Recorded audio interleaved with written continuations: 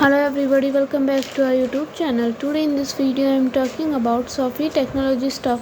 In this video we talk about stock pros and cons and technical analysis and latest news about it.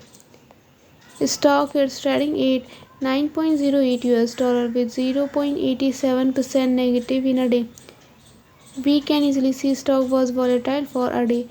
The volume of stock was recently not high, so the fundamental stock is not better for today.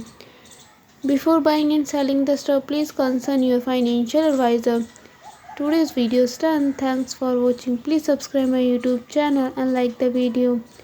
And also comment all related queries.